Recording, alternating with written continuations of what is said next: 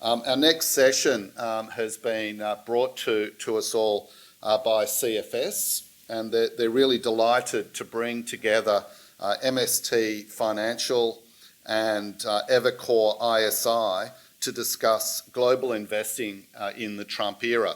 Now, coming up on stage will be John Lockton from MST Financial, and we'll be joined by Julian Emanuel online, I think from New York via Zoom. Firstly, for those of you who aren't aware of MST or Evercore, I'll touch on Evercore first. They provide best-in-class independent macro and fundamental research to investors worldwide. They've been around quite a while. And MST Financial, if you're not aware of them, are a leading Australian research platform recognised for its high-quality equities research. And they've got currently more than 150 institutional clients keeping them focused. And in 2023, MST launched Sandstone Insights to provide investment research tailored to the wealth management industry. And also on a side note, many of you know I'm a bit of a cyclist, and I raised some money for a charity called Feel the Magic. And I'm really happy to say that MST Financial are actually donating and are one of our partners for the 2025 Magic Ride. And if you'd like to join me on that one, just let me know at a later date. So as I said, we're going to be joined by John Lockton, and John is the Head of Investment Strategy at Sandstone Insights. He's got a very long-standing and well-credentialed career in equities, working at different institutions. And in fact, I first met John, we won't say how long ago, John, when we were both at Credit Suisse.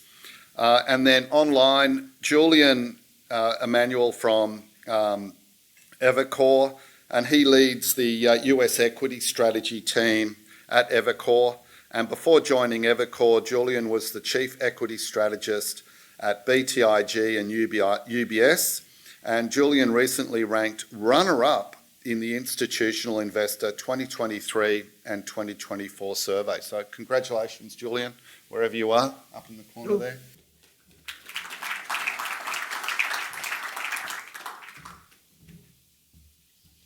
All right, good morning, everyone, and good evening, Julian. Great to have you virtually with us. Would have been a difficult day in New York given what's gone on with equity markets. I think the Nasdaq's down about 4 and the broader equity's down about 2. So that's kind of the setup.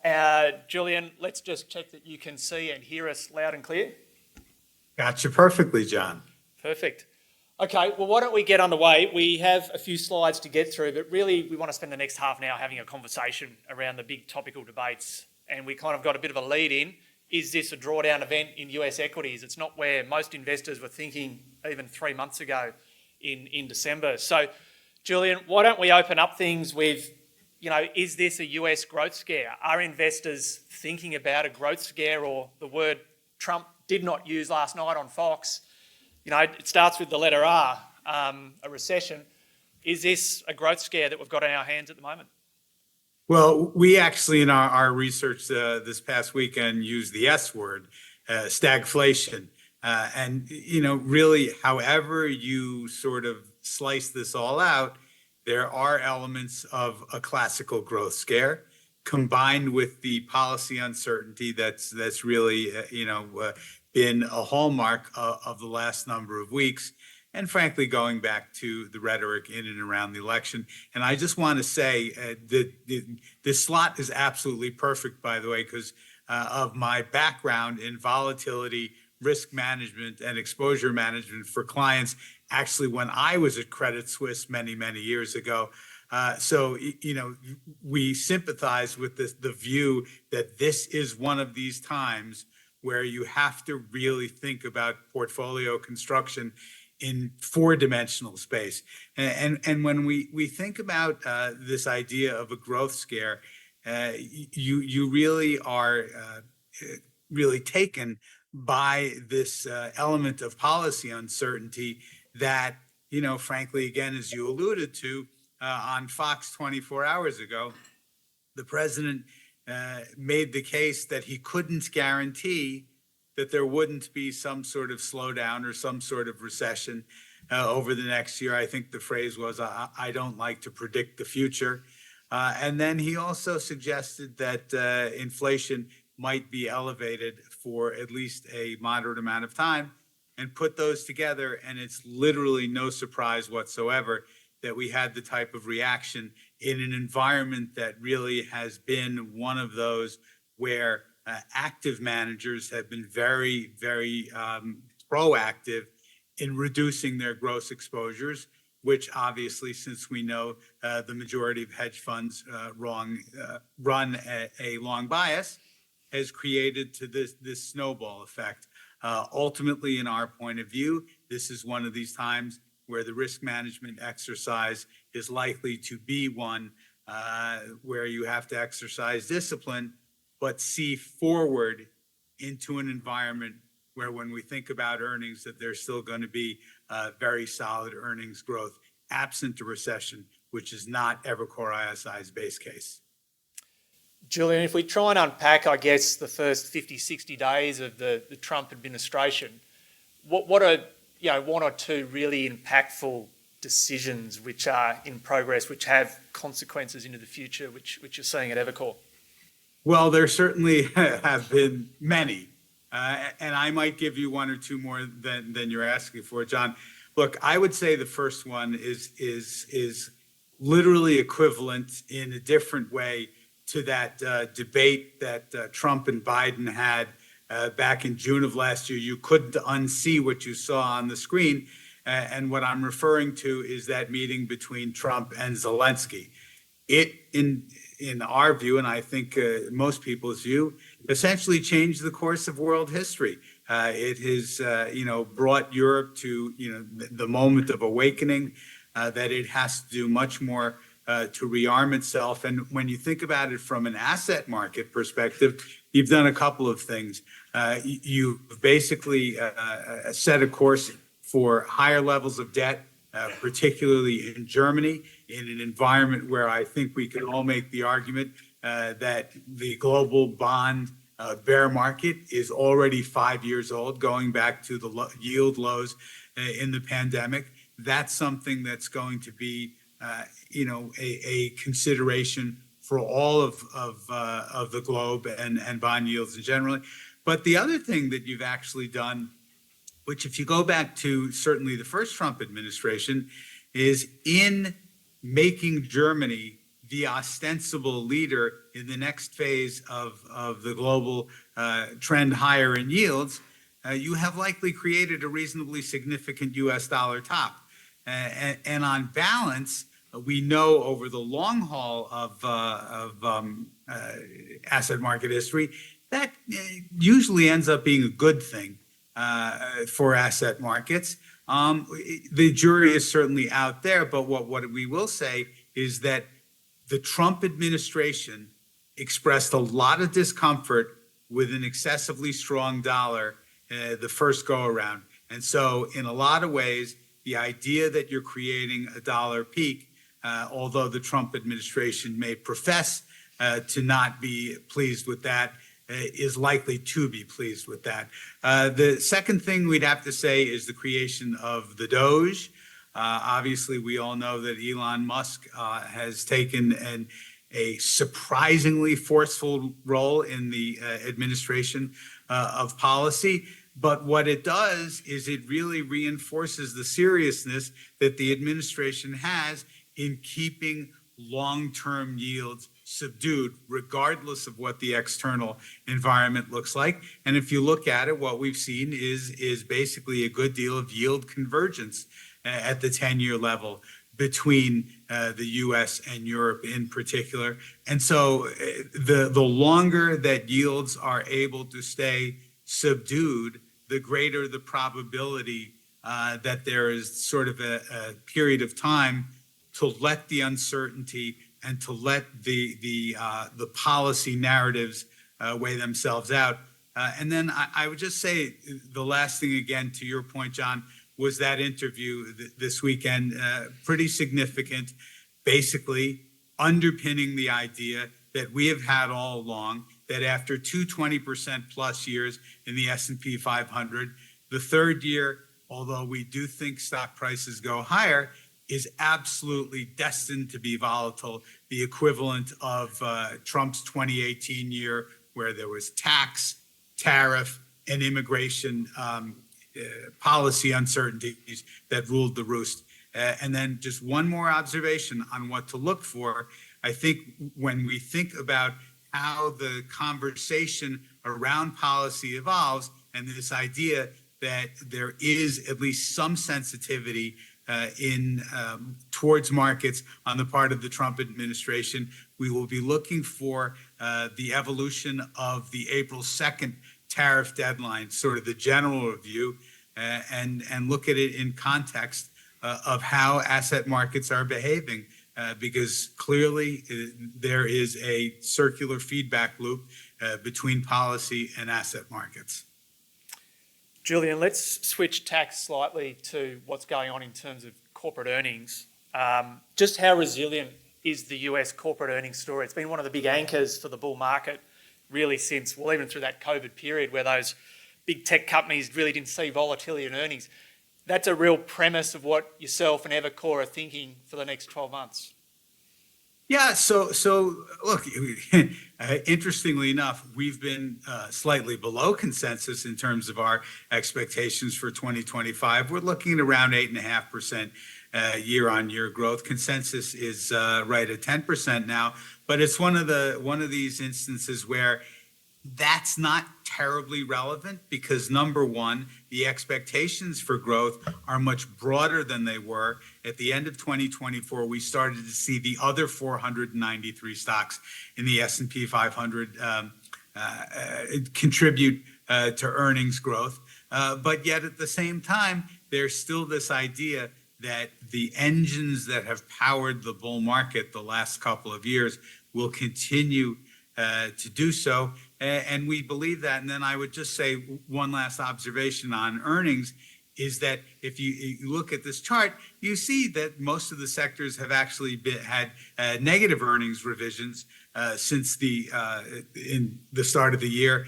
That's actually not an outright negative, as you might think, because the manner of which earnings progressions has tended to evolve is you do see downward revisions at the index level over the course of the year. It's only the last couple of years in sort of the post-pandemic environment where that hasn't been the norm. And at this expected level of growth, we still think that it is a story that really does backstop the index as a whole. All right, well, let's keep moving through US corporate earnings landscape. The AI trade has been very powerful for markets and a number of those large NASDAQ-listed stocks. Julian, what's your sense as to where adoption is? What's your sense as to can this power or this narrative, which has got a few chinks in it at the moment, but can that reassert itself as we go through 25? We actually think it can.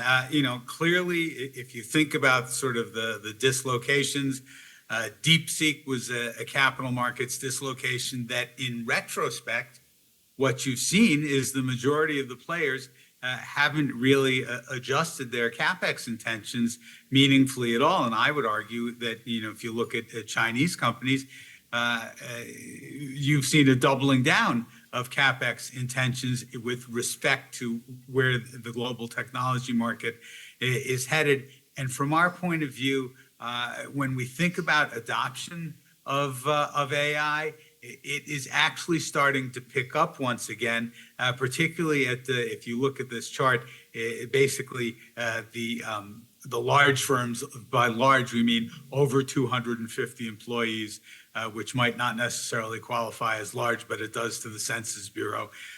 There is a robustness to this, along with the Stargate initiative, which certainly Oracle talked about in its earnings release just a couple hours ago, that in our mind, in fact, when you think about the potential headwinds to growth and productivity during this presumed policy transition, AI is going to play an even more critical role. And again, as I said, we're starting to see it both anecdotally and more so in really, really direct conversations with our corporates that adoption is moving forward. Julian, is the AI adoption going to come through corporate America at a revenue line? Or do you think, as you're arguing, the productivity line, the cost save, the efficiency? It's a big debate, isn't it? That's a great question, John. And I would say that one of the struggles that even the companies that have really been at the forefront of adoption already, whether you're an online travel agency or you're a financial firm or you're a consumer firm, is being able to clearly articulate both the revenue and the cost save elements. And frankly, one of our concerns was that if in fact you were implementing into a downturn, it might be more challenging because you'd literally, devote everything into the cost save aspect of it as opposed to the revenue enhancing aspect of it. I would suggest to you that as time goes on, and it's probably towards the end of the year or early 2026, you will see more clarity as to exactly how revenue and cost save break out. Though I would say that for the early part of this adoption and really, getting critical mass, we think you get to 25% corporate adoption at the end of this year. The majority of that will be cost savings, but it's a learning exercise to figure out how to drive revenue, which we think is a very important part of the long-term story. Okay, so let's go through putting it together in terms of how do we implement some of those views. There's clearly a theme there, Julian, around the Evercore view of potentially buying the dip here. The AI theme coming back. What are some of the enablers? What are some of the companies you've identified which have reported well and have a pretty robust earnings outlook? Yeah, so I mean, look, you can't avert your gaze from the chief enabler of the AI revolution, NVIDIA, and I would suggest that very important is their annual developer conference next week when we'll hear from Jensen Huang. Again, if you think about it, right, within the context of the non-derailment of the CapEx spending intentions, along with this idea that when you think about, particularly for those concerned with whether a bubble is popping, I would point you back to the internet revolution. Call it the marquee stock of the internet revolution. Cisco trading at the peak at around 120 times earnings. NVIDIA certainly never even having gotten close to that level. And if you look at the last 5 years of valuations, what you have in NVIDIA and others is both earnings and very, very strong free cash flow and the growth. And then you look at a name like a Salesforce, and what they have done is they have sort of taken the next step. If you think about the internet revolution as well, is after the second stage were the businesses that took the technology of the internet and figured out how to capitalize it in an applications framework and add value. And that is one of the areas where a company like Salesforce and some of these others have excelled at. And that's a long-term value story again as AI adoption increases. Okay, I'm conscious of time. We've got about 10 minutes left before we jump into mid-session break. Why don't we open it up to Q&A? I'm sure there's questions around the room on US equities and US stocks. So whilst the mic goes around, let's kick one off. Julian, the Trump put, is there a level at which Trump observes what the market is telling him on the 500? So I wouldn't characterize it as a Trump put, because the way Trump works is the minute he thinks that everyone is thinking one way, he'll go and sort of act in a contravening way.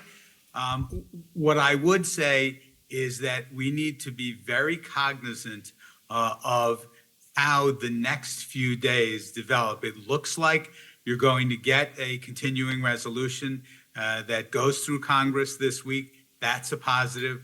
We'll see how, if there is a dialogue in and around the imposition of the steel and aluminum tariffs scheduled for Wednesday the 12th, and then, how the asset markets evolve around the idea of the CPI inflation report. So what I would say is, again, consistent with how Trade War I evolved, the idea that Trump is likely going to tolerate sort of unlimited downside it doesn't make sense, particularly because when you think about the probability of recessions themselves, there are always unintended consequences with regard to recession.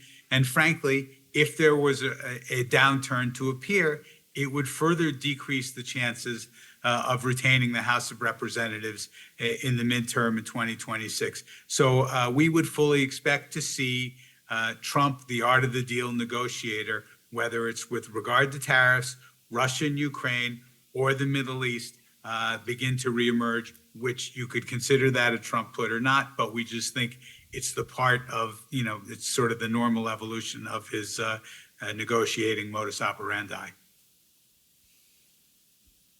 All right, questions from the floor? Look, I have one to get going. Julian, there's a lot of media coverage around Doge and Musk and whatever. Is there any realistic prospect that US federal spending will be restrained? So I think part of what the bond market is telling you, look, there's certainly a reasonable part of the 10-year bond yields decline, reflecting the potential of the growth scare. But I think it actually began shortly after Besant was nominated. You rallied back up, but to me, there is a potential for real savings. Are they going to be extraordinary, on the order of $1 trillion, something like that? Highly, highly unlikely. But what it's done is it's changed, and I think you all know that if you go back to the founding of the Peterson Institute, sort of over 40 years ago, there has been this, incredible generational angst over the level of indebtedness of the U.S. government. Paul Ryan, the congressman from Wisconsin, who was very influential prior to Trump's winning the first time around, really tried to be a proponent of fiscal prudence, and it didn't work. And now there is an actual intent, and people understand it, that they are going to, I wouldn't say balance the budget, but certainly reduce the deficit in a material way over the course of the Trump administration, as opposed to thinking about doing it in 6 months, which unfortunately the speed of all of what's trying to be implemented has caused the market to, jarringly evaluate it. But we do think it is possible. And I remember, you ran a surplus during the end of the Clinton years. Is that possible at some point? It's not likely, but getting the deficit under control is a possibility, much greater than at any time that I can remember in the last 20 years. Other questions? Because my follow-on question then is, yes, but Trump keeps talking about tax cuts, and tax cuts mitigate against trying to get the deficit under control. So he certainly does, and I think he certainly believes in the idea that began with Ronald Reagan, that you actually cut taxes and spur growth further by cutting taxes. And look, we have to understand the sort of the dichotomy between the uniqueness of trying to cut government spending on the one hand, and I think the ultimate goal is to sort of reallocate it to the private sector. And if you spur private sector growth, again, even at the lower tax level, you can be net benefit. Our policy people don't see the calculus working that well, certainly over the course of the intermediate term horizon. And I understand that. And to that point, I think extending the Trump tax cuts is going to be a battle royale. We'll just have to see how that evolves. And I would suggest to you that part of how that evolves is the dislocation of the other policies and DOGE, et cetera, that are being implemented now as you get towards the fall when the tax battle really heats up.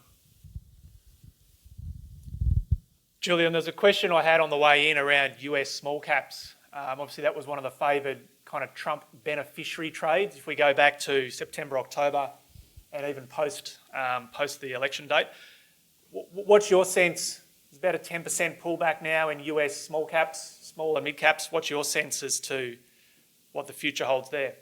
So we think that small caps really still have the runway to outperform. If you think about it over the course of the last number of years, regardless of what I've said about, sort of secularly increasing the bond bear market due to Germany spending more, you have to acknowledge the fact that 10-year yields have come in, and that is a benefit to small caps thinking over the last number of years, provided that credit markets stay as benign as they have remained. It's also the case that valuations on small caps relative to large remain attractive. And then I would suggest two other things. Number one, the quote unquote America First agenda is likely to be more favorable to smaller companies where there is a greater domestic exposure, and that you see in the small caps. And then also, when you think about the potential for deregulation, it's our view that M&A is likely to be disproportionately in favor of small and mid-cap stocks, simply because, again, in a world that is becoming, geopolitically more challenging, when you have companies whose core businesses are U.S.-centric, there's going to be less of a regulatory hurdle from China, from Europe, et cetera. So we think it's a favorable runway, particularly given the House view of 2% GDP in 2025. All right, nice and clear. We might, Julian, wrap it up there. Thanks for dialing in at the end of what was a pretty volatile day in New York. Thanks for spending half an hour with us down here in Australia, and we look forward to talking to you soon. Pleasure. Thank you all.